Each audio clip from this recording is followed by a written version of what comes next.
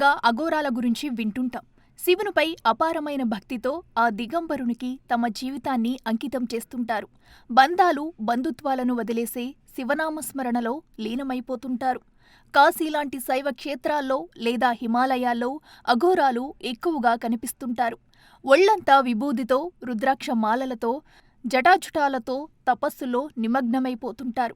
వీళ్ల జీవనశైలి కూడా సాధారణ మనుషులకు భిన్నంగా ఉంటుంది. కొందరు అఘోరాలు ఒంటికి బట్టలు చుట్టుకుంటే మరికొందరు మాత్రం దిగంబరులుగానే ఉంటారు. అయితే ఇదంతా మనకు తెలిసిందే.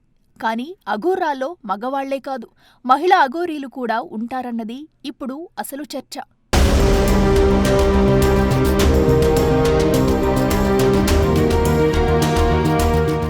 ఎక్కడో కాశీలోనో హిమాలయాల్లోనో ఉంటే అంత పెద్ద చర్చ కాదు.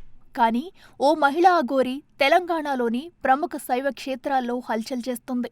బుధవారం ఉదయం ప్రముఖ పుణ్యక్షేత్రమైన కొండగట్టులో ఈ మహిళా అఘోరి ప్రత్యక్షమైంది. సనాతన ధర్మం, హిందూ మత ప్రచారం, ప్రకృతి పరిరక్షణ ధ్యేయంగా ఆలయాలు తిరుగుతున్న ఈ మహిళా అఘోరికి ఆలయ అర్చకులు స్వాగతం పలికారు. 20 ఏళ్ల కిందటే నాగసాధువుగా మారిన ఈమె ఇన్నాళ్లు హిమాలయాల్లో తపస్సు చేసినట్టు తెలుస్తోంది.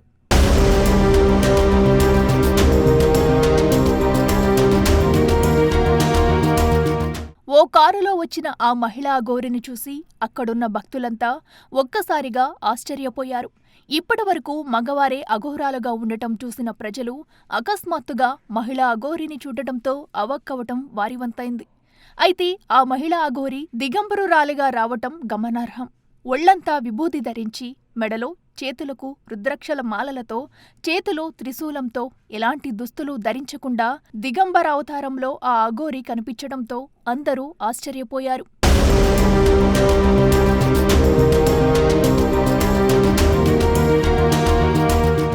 ఆ అఘోరి వచ్చిన వాహనం కూడా ఆమె ఫోటోలతో, శివుని పోస్టర్లతో కొంచెం వింతగానే ఉంది.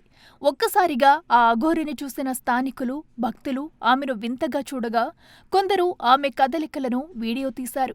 కొండగట్టు నుంచి తిరుగు ప్రయాణంలో మార్గమధ్యంలో శ్మశాన వాటికలోకి వెళ్లిన ఈ నాగసాధువు మండుతున్న చితి చుట్టూ ప్రదక్షిణలు చేసింది. వింతగా ప్రవర్తించింది.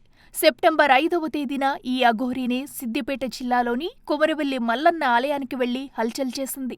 ఏది ఏమైనా ఈ మహిళా అఘోరి అలియస్ నాగసాధువు ఇప్పుడు సర్వత్రా చర్చనీయాంశమైంది.